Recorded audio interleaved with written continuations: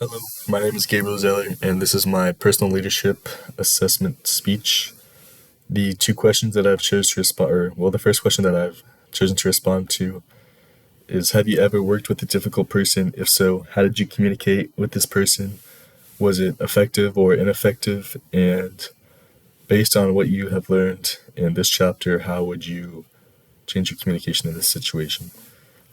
So obviously, yes, I think we've all worked with difficult people, and I think that while the people that I've worked with who were difficult to communicate with, I think that while that was difficult, that I learned valuable lessons that helped me handle these kind of situations effectively today. And I think the reason for this is that the difficulty stemmed from just having difficult communication styles, and that like that this person specifically was more kind of came across very direct and dismissive, while I tend to be more collaborative, I guess, and I think our opposing styles created tension and misunderstandings that affected our effectiveness as a team. And the specific example that I'll be using for this is when I had a group project and I suggested a new approach or just an idea that I had to improve the workflow and what I thought of the assignment. And the teammate or one of the teammates who kind of just naturally assumed the leadership position, and instead of considering it, he kind of just shut it down without any discussion, really. So initially, I avoided any confrontation, which led to frustration on both sides and an ineffective or an inefficient working dynamic, as my vision was not heard. And looking back through the lens of what I've learned in this chapter, especially the importance of being assertive, clear, and respectful, and having those aspects of communication, I realized that I should have addressed the issue using things such as I statements and stuff like that to express how I felt and to invite collaboration rather than conflict.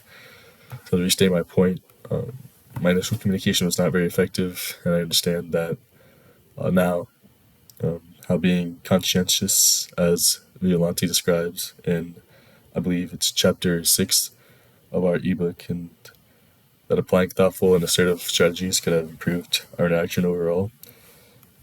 And for the second question that I picked is, what goals have you developed for yourself in your career and or your workplace? What motivates you to reach these goals? And in what ways does your motivation differ from that of the people you know?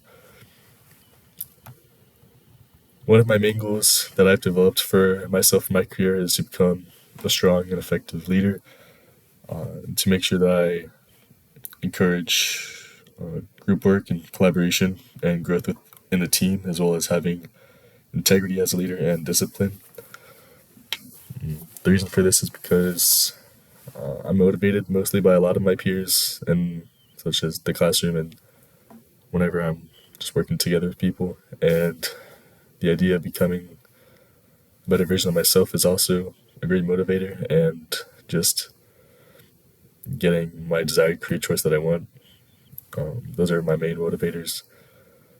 Leadership to me is about service, and that's what drives me. And luckily, I've found many excellent role models here at ASU and in the ROTC program here. The example that I'll be using for this is in my being a current cadet in ASU's Air Force ROTC program. I'm often in a leadership position, and whenever I am in this role, I try to do what I can to make sure that I follow all the proper procedures and commands, and to do what I can to perform well under pressure and under stress, and to think critically about my next steps before I get there so that I'm prepared beforehand. And what motivates me to become a better leader is just all the other cadets around the program, because we're all team players and we all push each other to become better cadets. So while or to restate my point, while my career goal is leadership, which I think Quantanilla describes as just having a dynamic relationship that's based on mutual influence and common purpose between leaders and collaborators. And that what truly motivates me is the opportunity to work with great people and to focus on growth within the team. And I think that's what sets my path apart.